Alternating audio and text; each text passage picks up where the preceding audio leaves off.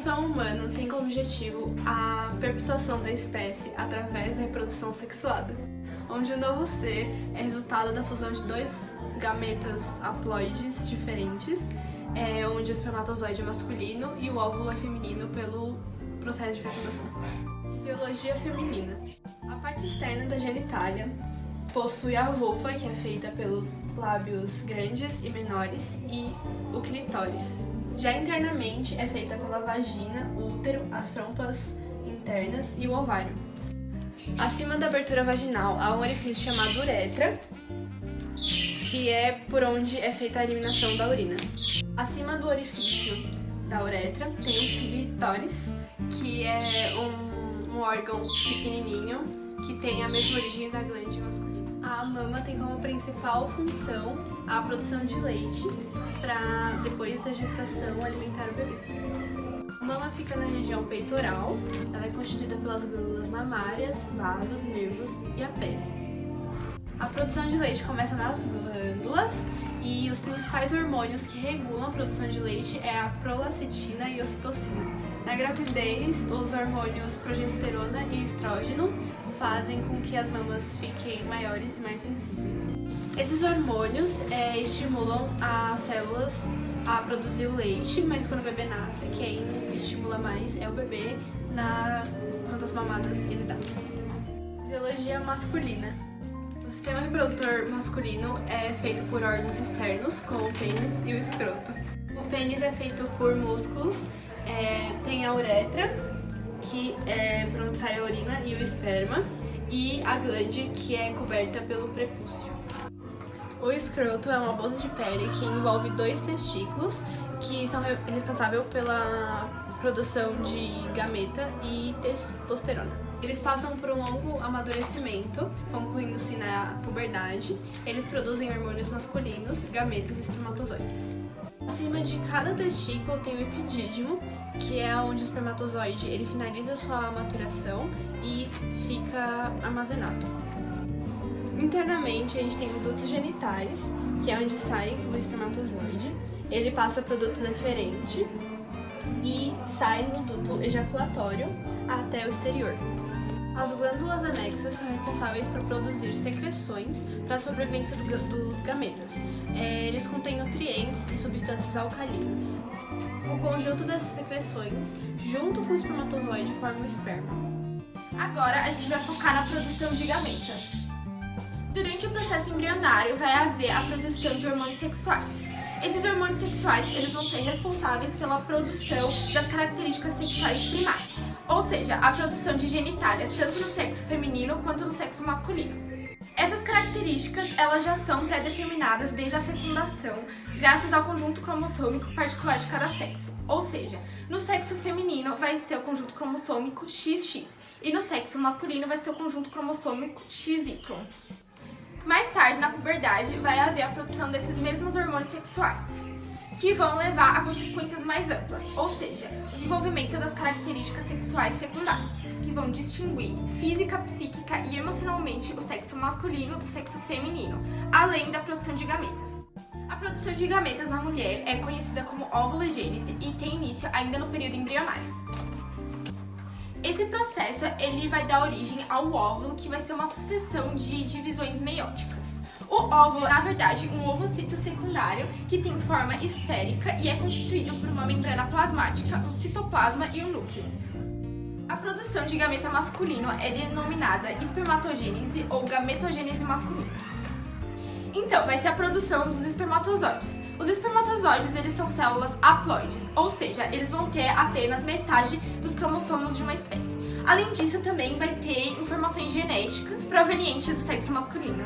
Esse é o espermatozoide, que é composto pela acromossoma, núcleo, mitocôndria e cauda. A cauda, ela também é conhecida como flagelo e ela é responsável pela movimentação do espermatozoide. Primeiro eu vou falar sobre o ciclo menstrual e depois a minha colega vai falar sobre a fecundação. O ciclo menstrual ele tem duração de aproximadamente 28 dias e são acompanhadas de variações cíclicas na secreção de hormônios hipofisários e ovarianos.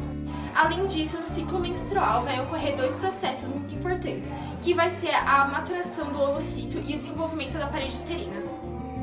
O útero ele é preparado para a fecundação e formação do embrião. Caso não ocorra a fecundação, vai ter o feedback negativo, que vai ser basicamente o endométrio se desprendendo da parede do útero. Com isso, vai ter o sangue, que vai ser proveniente da ruptura dos vasos sanguíneos, dando origem, então, à menstruação. O ciclo menstrual, ele é dividido em 3 fases, e a primeira fase é a fase folicular. Nessa fase, vai ter o desenvolvimento do folículo. Esse desenvolvimento, ele se dá pelo aumento do nível de estrogênio. Depois da fase folicular, vai ter a ovulação. A fase de ovulação vai ser a liberação do ovócito 2. Essa fase se dá pela diminuição de estrogênio e o aumento de progesterona. A terceira fase é a fase luteica, que vai ser a formação do corpo amarelo. E a principal característica dela vai ser o espessamento na fase secretora do endométrio. Eu queria acrescentar uma coisa sobre a parte de ciclo menstrual, que é a TPM. A tensão pré-menstrual é a alteração hormonal feminina durante o período menstrual que interfere no sistema nervoso central. Sintomas emocionais como depressão, vontade de chorar, a gente fica com fome em excesso ou sem fome ao todo. E alguns sintomas físicos, dor de cabeça, a gente fica com muitos gases, dores nas mamas. A gente realmente fica muito sensível durante esse período. Então, gente, agora na parte de fecundação, a fecundação ela começa com a fertilização. E a fertilização ela consiste no encontro de um espermatozoide com um ovócito. Então a gente vai ver um videozinho agora.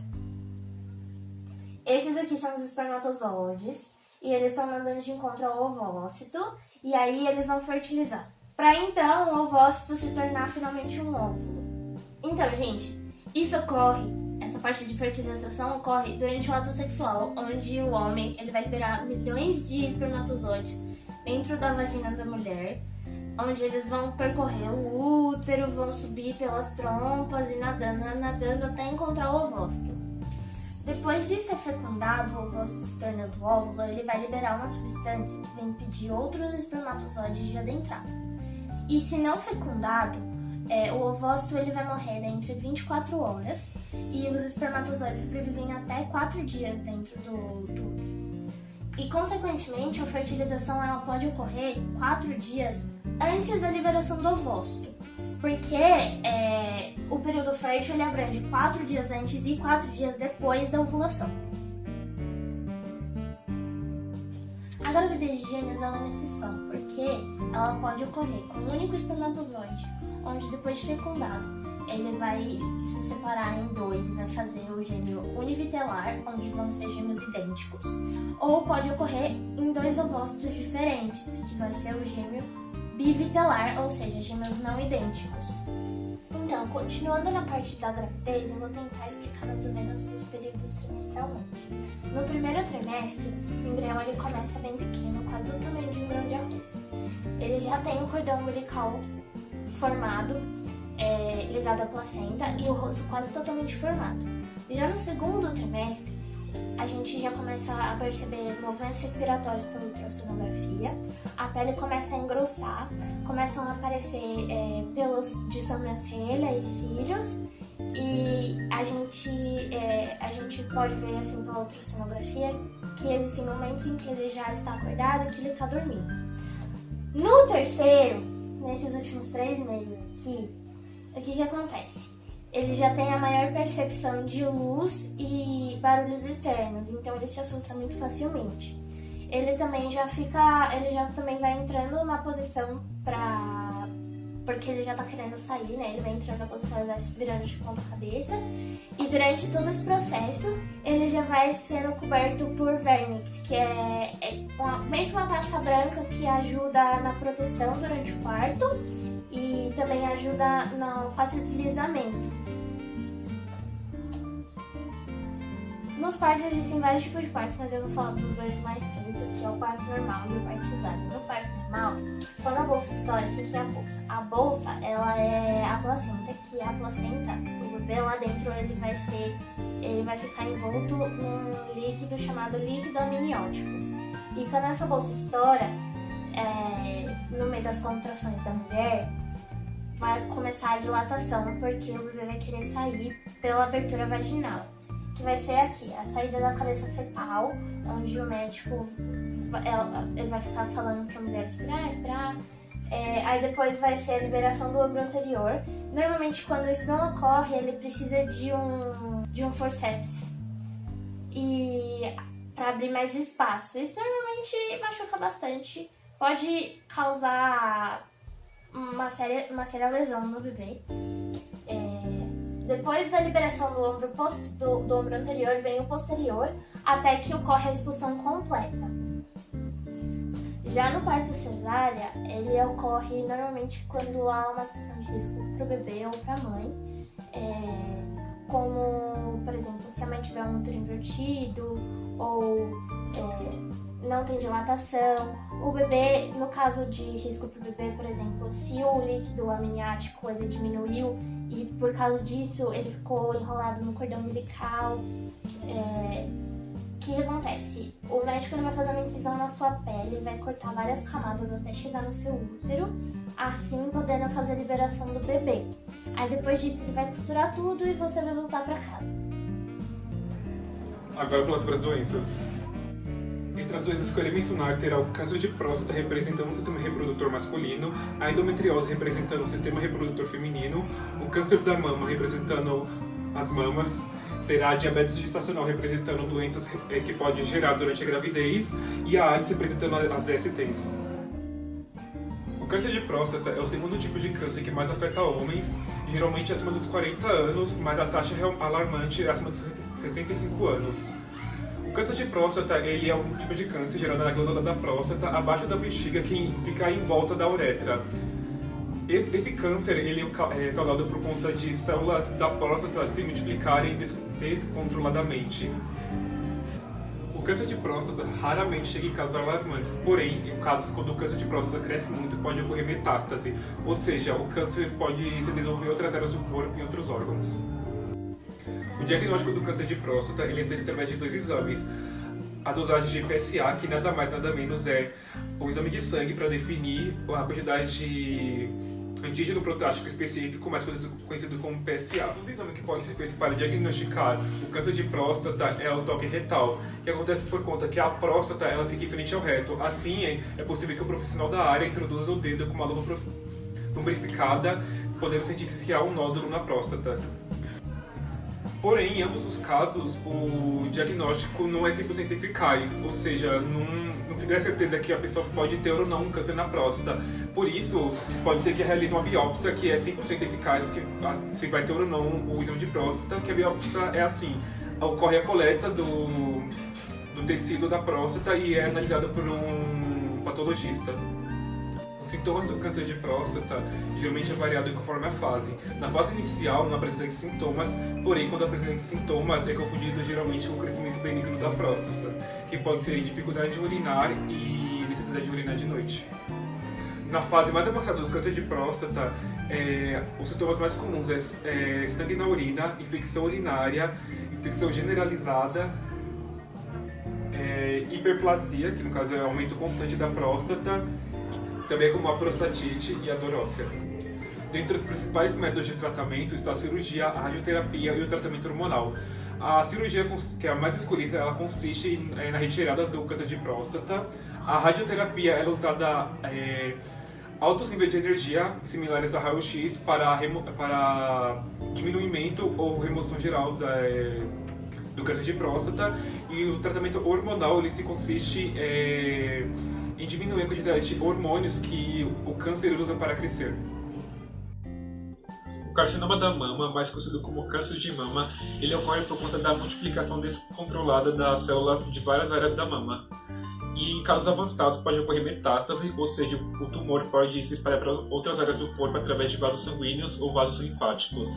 Ele pode ocorrer em ambos os sexos, tanto no homem quanto na mulher. E no caso dos homens é a cada 1 em cada 1000 e no caso das mulheres 1 em cada 8.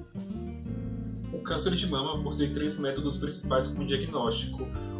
O primeiro tem 100% de eficácia, que no caso consiste na biópsia, que seria a coleta do tecido do nódulo no seio através de uma agulha, que logo depois essa coleta seria analisada pelo patologista.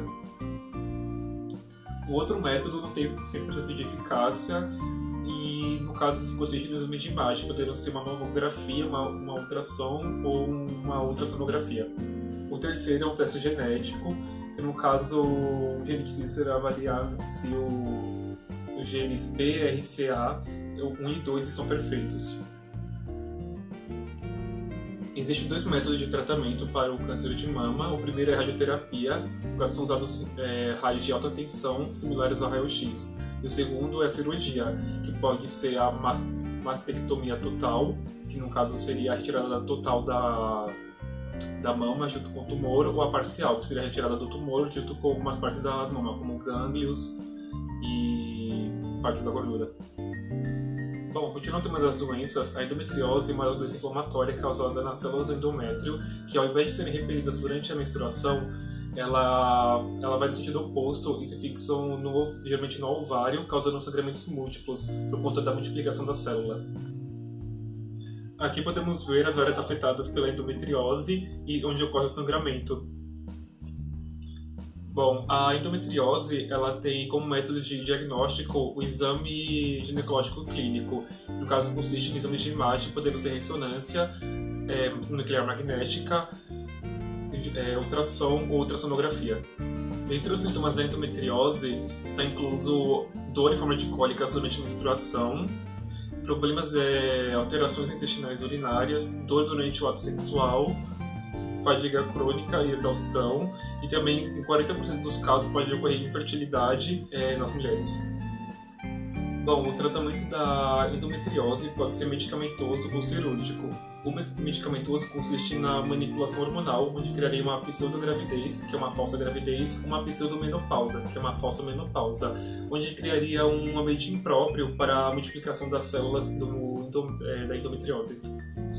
O tratamento cirúrgico ele pode ser definitivo ou conservador. O definitivo, no caso, se trata da esterectomia, que no caso é a retirada parcial ou total do útero, e o conservador seria a eliminação dos focos de multiplicação da endometriose. Antes de falar sobre a diabetes gestacional, é importante explicar o que é diabetes. Bom, a glicose ela é responsável pela fonte de energia do nosso corpo e ela surge a partir da quebra de alimentos. A insulina é responsável pela introdução da glicose nas células. Portanto, se há falta de insulina, as células ficam carentes de glicose, causando a hiperglicemia. O diagnóstico já ocorre ao 6º mês de gravidez, quando a grávida faz o exame de glicose, que já, no caso, já automaticamente vai medir a quantidade de açúcar no sangue da grávida. Após o diagnóstico, o médico pode fazer a curva glicêmica, que no caso seria fazer uma balanceada de glicose conforme as alimentações. Outro método também é a ultrassom, só que não vai medir necessariamente a quantidade de açúcar no sangue, mas vai poder ver mais ou menos o tamanho do bebê na placenta, pois assim vai perceber se ele está com grau de obesidade por conta da glicose atravessando a placenta. Os sintomas da diabetes gestacional passam imperceptíveis geralmente, mas isso inclui ganho de peso, visão turva, vontade de urinar frequentemente, cansaço, infecção vaginal na pele ou na bexiga e necessidade de beber água.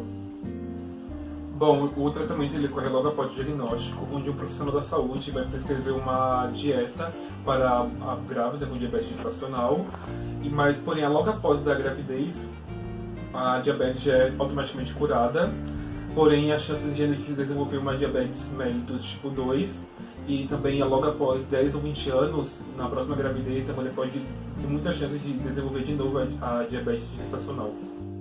A síndrome da imunodeficiência adquirida, mais conhecida como AIDS, é causada pelo vírus da imunodeficiência humana, o HIV, que ataca as células do sistema imune, os linfócitos TCA-D4+. Bom, nas células do sistema imune, o HIV ele altera o material genético para se multiplicar e depois rompe logo a parede celular da célula para contaminar outras células. O vírus HIV ele é um retrovírus, ou seja, o material genético dele é um RNA e possui a enzima transcriptase reversa. No caso, as pessoas se contaminam pelo HIV através de relação sexual sem proteção, materiais contaminados, agulhas, através da gestação, da amamentação e da transfusão de sangue. principal método de diagnóstico para detectar o HIV é o exame ELISA, que no caso é um exame de sangue especial para detectar o HIV, onde a pessoa pode fazer após 20 dias da suspeita de infecção.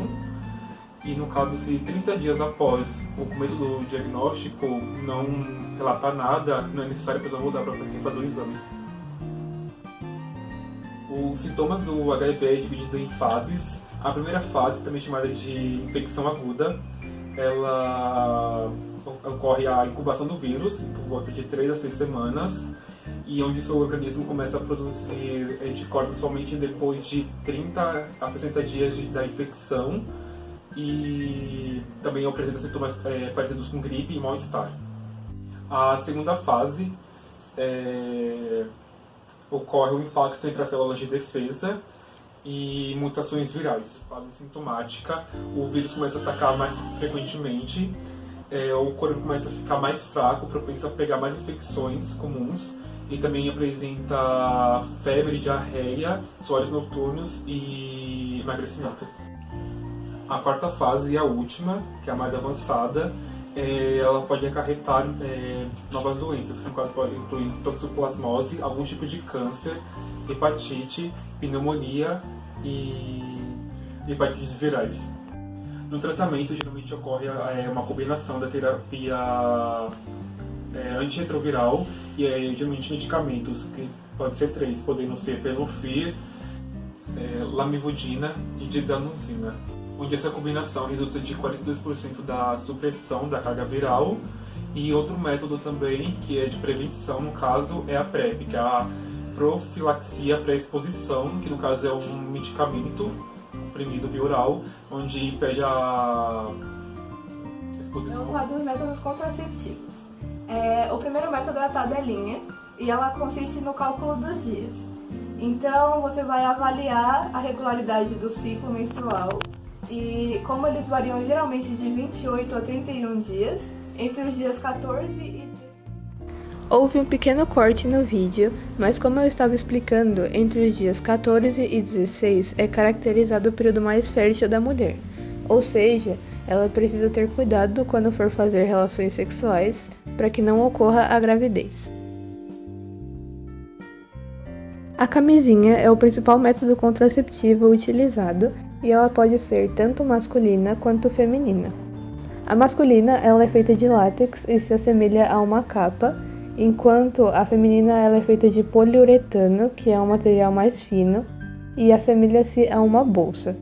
Bom, ambas elas são métodos contraceptivos de barreira, ou seja, elas vão evitar a passagem do sêmen para que ele não entre em contato com os óvulos e não haja a gravidez. E além de tudo isso, ela também previne as DSTs. O diafragma, ele como a camisinha, ele é um método contraceptivo de barreira, mas ele é diferente porque ele é como uma cúpula rasa e as extremidades dele são firmes, mas elas são flexíveis. Ele é bom porque não possui nenhum efeito hormonal e se você cuidar bem e lavar após todo o uso, ele pode durar até 2 anos. Agora eu vou falar das esponjas. Ela, assim como a camisinha e o diafragma, são métodos de barreira. Ela tem aproximadamente 4 centímetros e para você colocar você precisa umedecer e dobrar no meio. Agora os espermicidas, eles são aplicados na vagina antes da relação sexual e eles podem ser em formato de creme, gel ou supositório. E eles agem danificando e aprisionando os espermatozoides para que não haja a fecundação. A lacradura é um método de cirurgia e ela vai ocorrer o corte ou amarrar as trompas de falópio para que assim os espermatozoides não cheguem no óvulo. Na laqueadura há 2 tipos de cirurgia, a abdominal e a vaginal. A vasectomia é uma cirurgia que interrompe a circulação dos espermatozoides, cortando o tubo do epidídimo, assim não havendo contato de espermatozoides e óvulos. Também tem a pílula do dia seguinte, que é o método mais utilizado pelas mulheres e é considerado um método de emergência, que você tem que tomar logo após o ato sexual ou como explicado no nome, no dia seguinte. E ele é utilizado sem prescrição médica e sem nenhuma marca específica.